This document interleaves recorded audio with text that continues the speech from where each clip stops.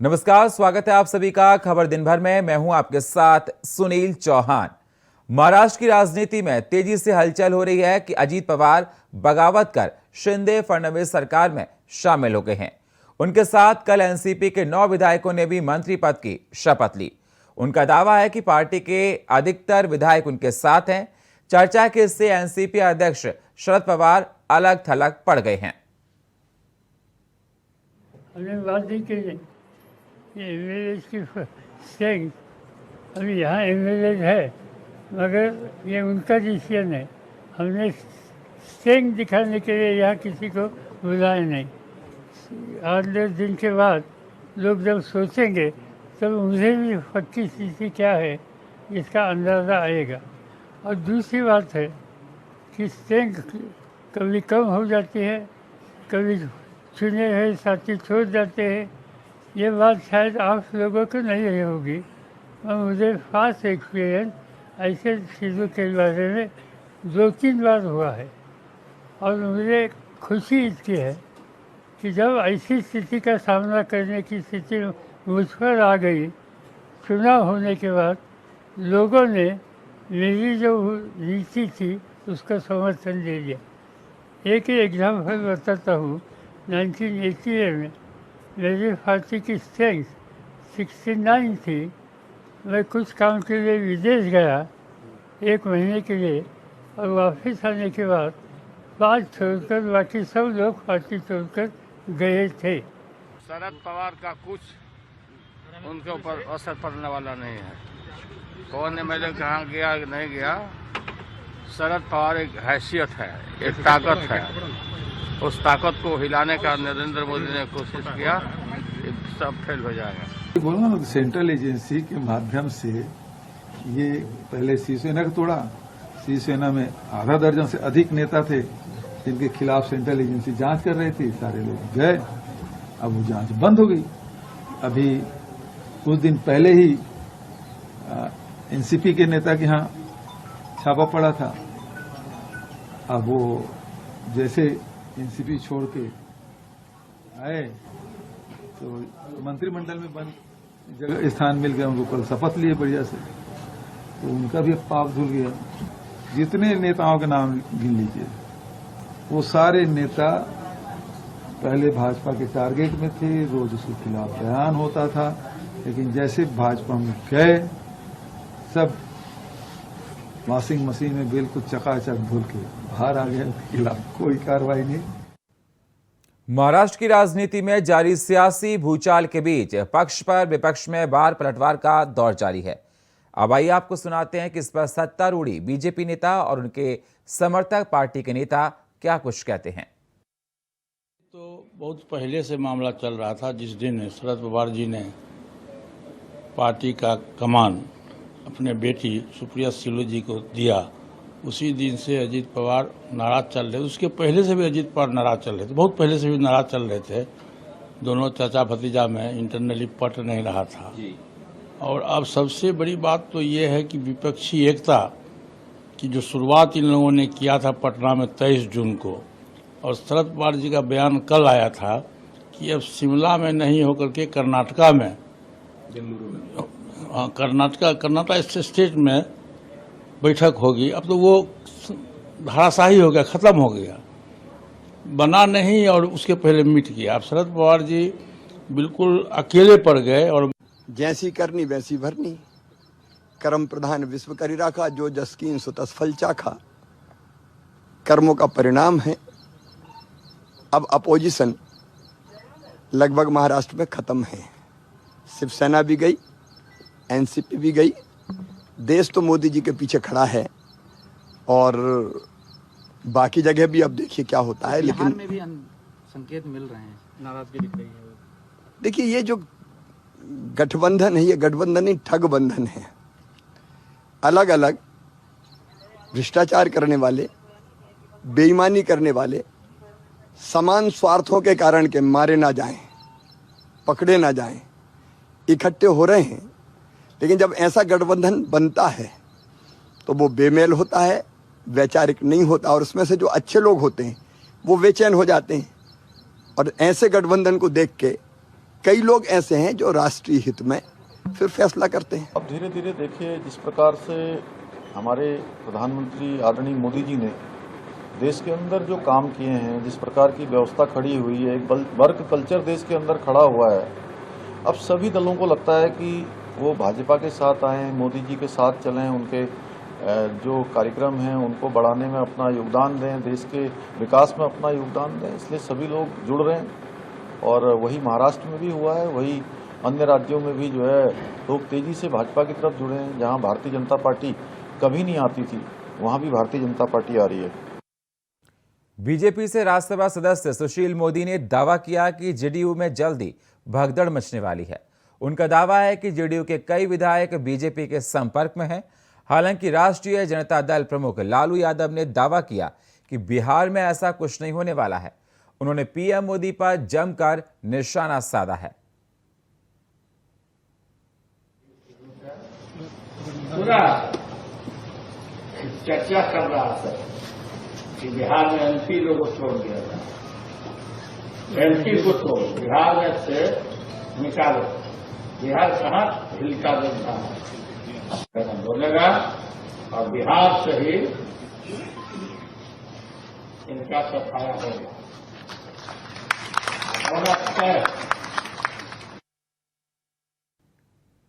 बिहार में नीतीश कुमार की party JDU में टूट को लेकर कयास लगाए जा रहे हैं। सांसद चिराग पासवान ने बड़ा बयान दिया है कि उनके संपर्क में कई विधायक और सांसद हैं। अब आरएलजेडी के राष्ट्रीय अध्यक्ष उपेंद्र कुशवाहा ने कहा कि जेडीयू से पहले कांग्रेस के विधायकों में टूट होगी। कांग्रेस के लोग टूटने के लिए तैयार बैठे हुए हैं। सुनिए, महाराष्ट्र के बाद क्या बिहार में होगा खेला? सच पूछिए तो दोनों पार्टी की स्थिति के बारे में यदि कंपैरिजन कीजिए तो कांग्रेस के लोग तो तैयार बैठे हुए, जेडीयू के लोग थोड़ा नीतीश जी का चेहरा भी देख रहे हैं, कितने दिनों तक साथ रहे तो, लेकिन कांग्रेस में कुछ नहीं है, सब लोग तैयार बैठे हुए हैं। जिस दिन किस दिन क्या हो जाए आप देखिएगा कि संभव यह भी हो सकता है कि जेडीयू से पहले कांग्रेस में ही न खेला हो जाए बिहार में। तो ऐसी स्थिति है, लेकिन हम कोई यह नहीं कह रहे हैं कि उसके लिए हम लोग कोई ध्यान रखे हुए हैं, लेकिन जो सच है उसकी जो जानकारी मुझको है यह हम बता रहे हैं। आरपीआई के प्रमुख और केंद्रीय मंत्री रामदास अठावले ने बड़ा दावा करते हुए बयान दिया था कि यूपी में सपा गठबंधन में फूट हो सकती है।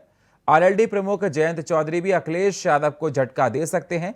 वहीं इसी बीच अब बागपत दौरे पर आए राष्ट्रीय लोकदल के अध्यक्ष जयंत चौधरी ने बीजेपी के साथ जाने की अटकलों के बीच बयान देते हुए साफ कर दिया है कि वह बीजेपी में शामिल नहीं होंगे।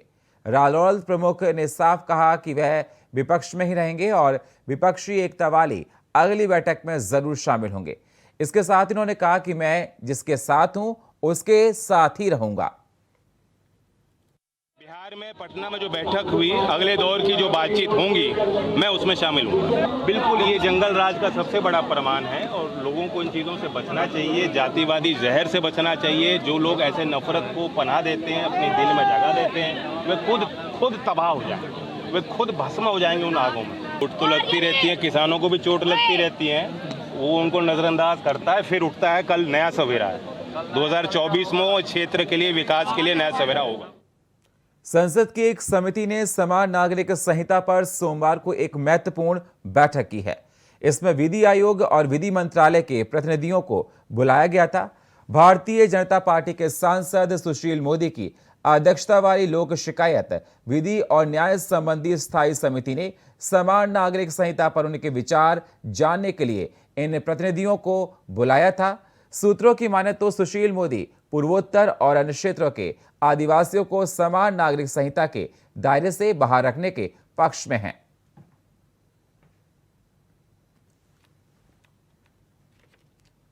सीएम योगी आदित्यनाथ 2 दिन के गोरखपुर के दौरे पर हैं। सोमवार को उन्होंने गुरु पूर्णिमा के अवसर पर गुरुनानक मंदिर परिसर स्थित अपने गुरु और दादा गुरुओं को नमन किया। उनकी समाधि स्थल पर जाकर सीएम योगी ने पूजा पाठ किया। उन्होंने उनकी प्रतिमा को तिलक लगाया और आरती की। प्रत्येक वर्ष गुरु पूर्णिमा के अवसर पर योगी आदित्यनाथ गोरक्ष पीठाधीश्वर की भूमिका में अपने गुरुओं को नमन कर उनकी पूजा अर्चना करते हैं। वहीं इस मौके पर सीएम योगी ने पत्रकारों से भी बात की है। हम देव मंदिरों में जाते हैं, काशी विश्वनाथ मंदिर में जा रहे हैं, देवी मंदिरों में हम जाते हैं, मथुरा वृंदावन में जाकर के वहां भी हम दर्शन करते हैं। कहीं भी जाकर के दर्शन इस बात को लेकर करते हैं क्योंकि हम उसके साथ अपनी विरासत को जोड़ते हैं और विरासत के प्रति यह अनुराग हम लोगों को उन संकीर्णताओं से ऊपर उठाता है जो कभी भारत के अंदर मत और पंथ के नाम पर विभाजन के रूप में पैदा करने का प्रयास हुआ था।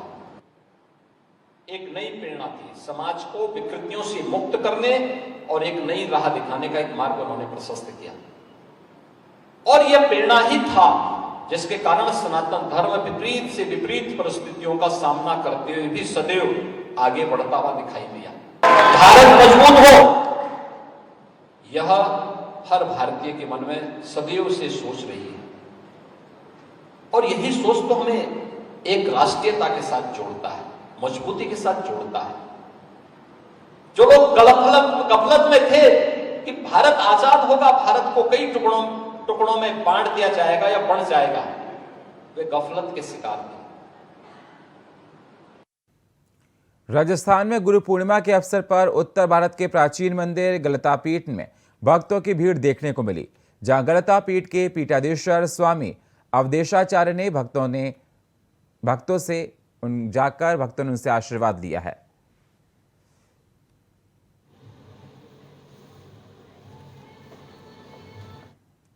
दिल्ली के पूर्व डिप्टी सीएम मनीष सिसोदिया को सोमवार को दिल्ली हाईकोर्ट से कोई राहत नहीं मिली। कोर्ट ने एक्साइज पॉलिसी मामले से जुड़े प्रवर्तन निदेशालय मामले में मनीष सिसोदिया की जमानत याचिका खारिज कर दी है। कोर्ट ने इसी मामले में आम आदमी पार्टी के पूर्व मीडिया प्रभारी विजय नायर, हैदराबाद के उद्यमी अभिषेक बोइनपल्लू और विनय बाबू की जमानत याचिका भी खारिज कर दी है। ईडी की ओर से दर्जन शोधन के मामले में ये सभी सह आरोपी हैं। दिल्ली हाईकोर्ट में ईडी में मनीष सिसोदिया को जमानत देने का विरोध किया था। ईडी ने कहा था कि मनीष सिसोदिया के पास 18 से ज्यादा मंत्रालय थे, वह बहुत प्रभावशाली व्यक्ति हैं। अगर उन्हें जमानत दी जाती है तो वे जांच को प्रभावित कर सकते हैं। मनीष सिसोदिया को 26 फरवरी को सीबीआई ने गिरफ्तार किया था, तब से वह तिहाड़ जेल में बंद हैं।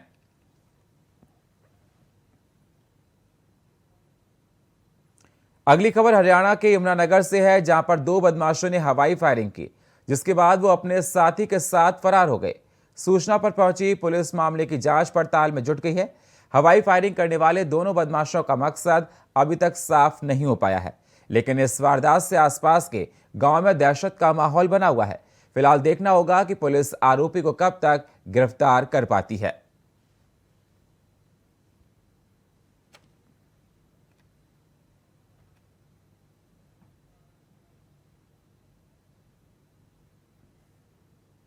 अगली खबर सोनीपत से है, जहां पूर्व सैनिकों ने एक दिन का सांकेतिक धरना दिया।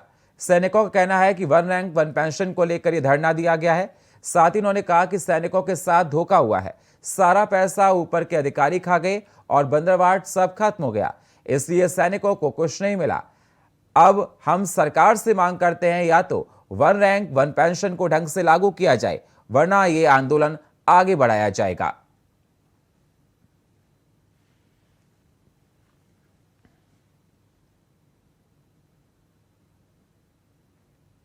वक्त एक छोटे से ब्रेक का, मिलते हैं एक छोटे से ब्रेक के बाद। स्वागत है आप सभी का खबर दिन भर में। अब रुक करते हैं अगली खबरों का। गुरुग्राम में G20 ग्रुप की अध्यक्षता में जारी कार्यक्रमों की श्रृंखला के तहत 3 और 4 जुलाई को गुरुग्राम के सेक्टर 58 स्थित ग्रैंड हयात होटल में G20 शिखर बैठक का आयोजन किया गया।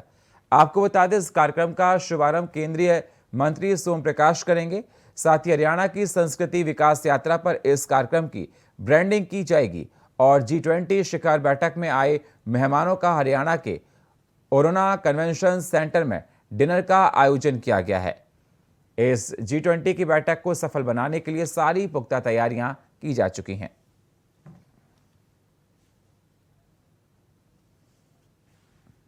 अमृतसर से एक ऐसा मामला सामने आया है जिसे सुनकर आप हैरान रह जाएंगे। आपको बता दें, सरकारी आरटीओ कार्यालय को निशाना बनाया गया, जहां उन्होंने कार्यालय में लगे एसी और वायरिंग के तार चुरा लिए, जिसके कारण से कार्यालय को बिजली नहीं मिल पा रही है। लोगों को भी काफी परेशानियों का सामना करना पड़ रहा है। लोगों का कहना है कि सरकारी कार्यालयों में चोरी हो रही है तो फिर आम लोगों का क्या हाल होगा।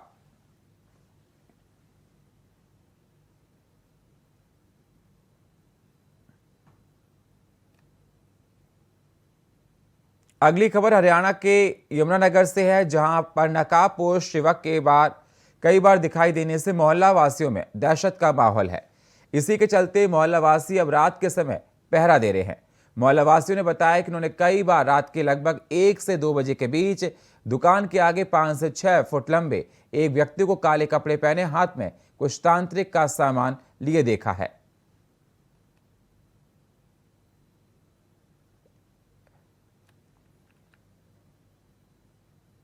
अगली खबर हरियाणा के अंबाला से है, जहां पर पिछले 15 दिनों से रेहड़ी पर संचालक रेहड़ियां लगाने के लिए जगह को मांग को लेकर धरने पर बैठे हैं, जिन्हें अब राजनीतिक पार्टियों का समर्थन भी मिलने लगा है।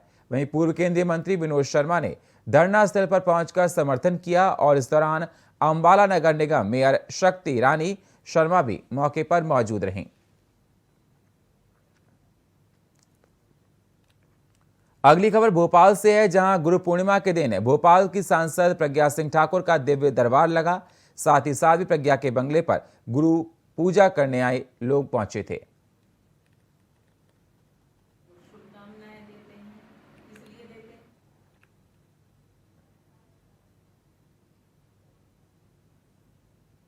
अगली खबर यूपी के बलिया से है, जहां पर यूनाइटेड पार्टी का 1 दिवसीय कार्यकर्ता सम्मेलन में पहुंचे बिहार सरकार के ग्राम विकास मंत्री श्रवण कुमार ने कहा कि जो भाजपा से भारत को मुक्त देखना चाहते हैं वह सब पार्टी एक साथ आएंगे, आने वाले समय में मिलकर चुनाव लड़ेंगे। अभी रणनीति बनाई जा रही है, एक ही बैठक हुई है तब इतना छन मन हो रहा है, पूरे देश में दूसरी बैठक हो जाएगी तो भारतीय जनता पार्टी पूरी तरीके से बेचैन हो जाएगी। सत्ता मेरे हाथ से निकल गई है। वहीं महाराष्ट्र के सवाल पर कहा कि भारतीय जनता पार्टी का कोई दूसरा काम नहीं बचा है, दूसरे पार्टियों को तोड़ना, तोड़ तोड़ कर अपनी क्षमता को बढ़ाते रहते। देश के सामने जो चुनौती है, महंगाई का, बेरोजगारी का, संविधान खतरे में है।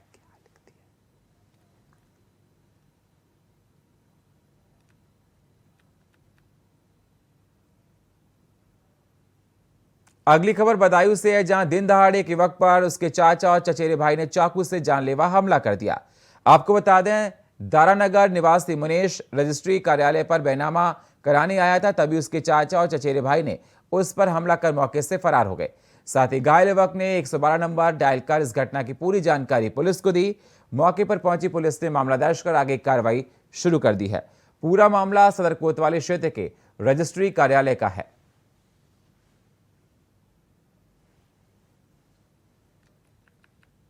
झारखंड के पूर्व सीएम वसुंधरा राजे,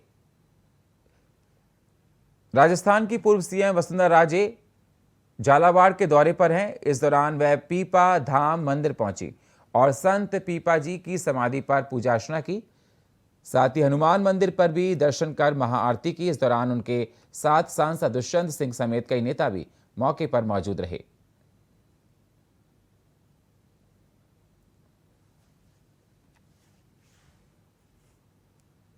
अगली खबर पंजाब के अमृतसर से है, जहां पर बाटाला रोड पर गोलियां चली, जिसमें एक युवक गोली लगने से घायल हो गया। राहगीरों की मदद से युवक को अस्पताल में भर्ती करा दिया गया। हैरानी की बात यह है कि 4 महीने पहले भी इसी युवक की कार में आग लगा दी गई थी, लेकिन पुलिस ने कोई भी कार्रवाई नहीं की।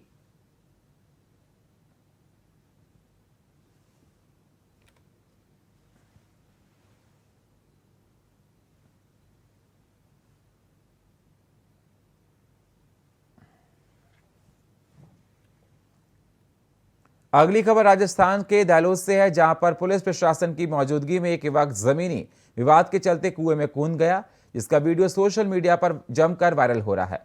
आपको बता दें, पुलिस ने युवक को सकुशल बाहर निकालकर अस्पताल में भर्ती कराया, जहां पर वो खतरे से बाहर है।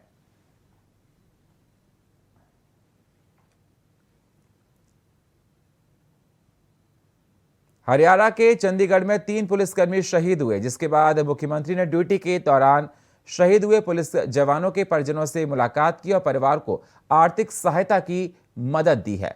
आपको बता दें, एएसआई संजीव कुमार के परिवार को 1 करोड़ का चेक, बाकी 2 कर्मचारियों के परिजनों को 50-50 लाख के रुपए का चेक दिया गया और बच्चों की शिक्षा के लिए 4 लाख रुपए चेक दिया गया।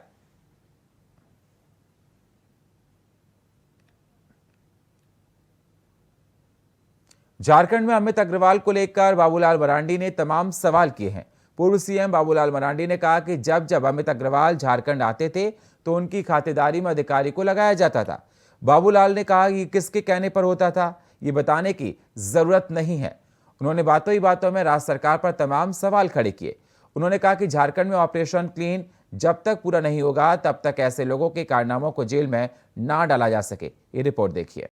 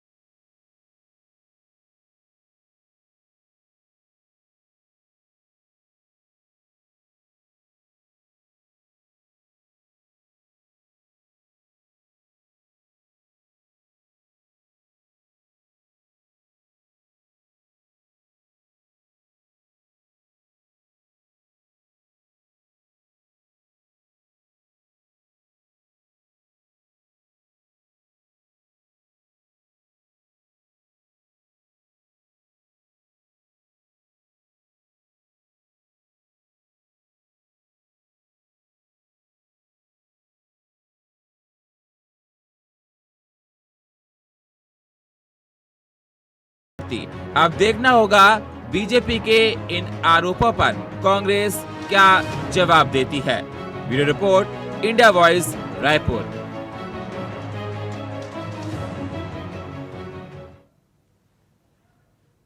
और फिलहाल खबर दिन भर में इतना ही। बाकी खबरों के लिए आप बने रहिए इंडिया वॉइस के साथ। तब तक के लिए नमस्कार।